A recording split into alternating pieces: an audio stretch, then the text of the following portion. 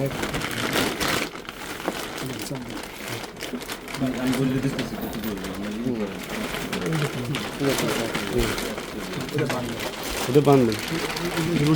মাথা বাঁধবেন, পুরো বাঁধবেন লাগবে না। বাঁধবেন, সময় নেবেন না।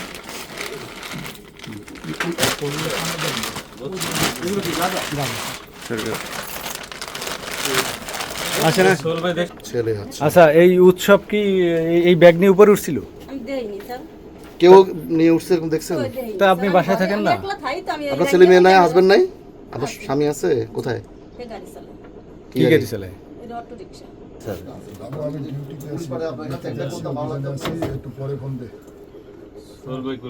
তাহলে আমরা বলতে পারি যে এই যে মালামাল আমরা পাইছি, কি পাইছি? গাঁজা পাইছি, দেখছেন?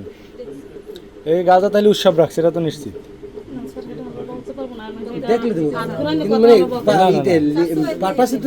না না, আপনার যুক্তিতে কি আসে? যুক্তিতে আপনার বাসায় অবৈধ মাল পাইলে তো আপনারই নাকি?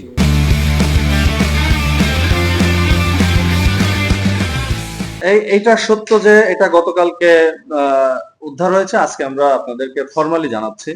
কিন্তু ইনফরমালি আপনার জ্ঞাতার্থে জানাই যে গতকালকে কিন্তু আমরা বিভিন্ন মিডিয়ার স্ক্রলে কিন্তু আমরা এটা আমরাই জানিয়েছি।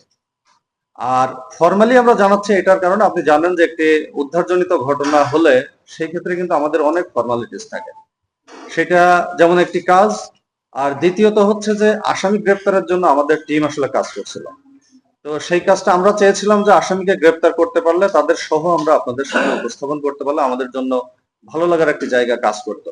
তো সেই কারণেই মূলত আমরা গতকালকে উদ্ধারের পরে জব্দ তালিকা করা, এজাহার তৈরি করা, কারণ আমাদের তো প্রথম কাজ ওইটা, যে তাকে মামলাটা দায়ের করা আমাদের প্রথম কাজ।